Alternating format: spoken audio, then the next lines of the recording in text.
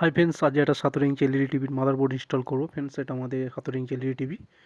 এর backlight connection, LED socket connection সব খুলে নিয়ে প্যানেলটি আলাদাভাবে করে রাখবো। ফ্রেন্ডস, এটা আমাদের সাথে ইউনিভার্সাল মাদারবোর্ড। এখানে আমরা এটা ইনস্টল করব। এটা আমাদের মাদারবোর্ড, রিমোট, সেন্সার বোর্ড সব একসাথে আছে। পুরানো বোর্ড থেকে আমরা সব অল কানেকশান খুলে নেবো। নেওয়ার পরে এখানে আমাদের নতুন বোর্ডটি সেট করতে হবে।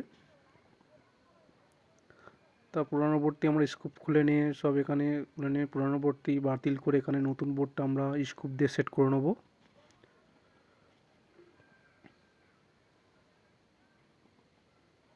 এখানে আমাদের স্কুপ দিয়ে নাটটি সেট করা হয়ে গেছে। এবার আমাদের এখানে সব অল কানেকশানটা আমাদের এসএমপি সাপ্লাই কানেকশান করে দেবো।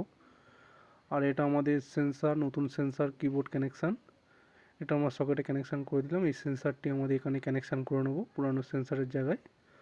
আর এটা আমাদের স্পিকার ওয়্যারটি আমাদের এই সকেটে কানেকশান করে দেবো। দিলে আমাদের নতুন বোর্ডের সব কানেকশান এগুলো। আর একটি গুরুত্বপূর্ণ কানেকশান, যেহেতু এটা 5 ভোল্ট প্যানেল, তাই পুরানো বোর্ডে 5 ভোল্টের সঙ্গে জাম্পার কানেকশান করা আছে, না নতুন বোর্ডে 5 ভোল্টের জাম্পার করে দেবো। যেহেতু এটা 5 ভোল্ট প্যানেল, এই কানেকশানটি যদি উল্টোপাল্টা হয় আমাদের প্যানেলটি পুড়ে যাবে। যেহেতু এটা 5 ভোল্ট প্যানেল, কানেকশান হয়ে গেলে আমাদের এখানে এলবিডিএস কানেকশান, এটা ব্যাকলাইট কানেকশান করে দেবো। ব্যাকলাইট কানেকশান আমরা করে নিচ্ছি এখানে।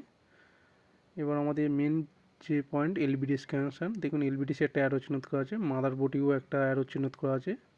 এটি সঠিকভাবে লাগাতে হবে। এটি ভুলভাল হলে আমাদের প্যানেলটি নষ্ট হয়ে যাবে। তাই এখানে মাদারবোর্ডেও একটা অ্যারো চিহ্নিত আছে, এলবিডিএসও অ্যারো চিহ্নিত, এই অ্যারো চিহ্ন দেখে আমাদের লাগাতে হবে ঠিকভাবে। দেখুন মাদারবোর্ডে এখানে অ্যারো চিহ্নিত আছে, এলবিডিএসও অ্যারো চিহ্ন দেখে আমাদের এখানে সেট করে দিতে হবে। সেট করা হয়ে গেলে আমাদের এখানে প্যানেলটি সেট আপ করে দেবো। দেখুন ফ্রেন্ডস, অ্যারো চিহ্ন দুটো দেখে নিন। এবার আমাদের প্যানেলটা সেট আপ করলে আমরা টিভিটির লাইন দেবো। এখানে দেখুন আমরা টিভির লাইন দিলাম, টিভি অন হলো, পিকচার ওকে চলে এলো।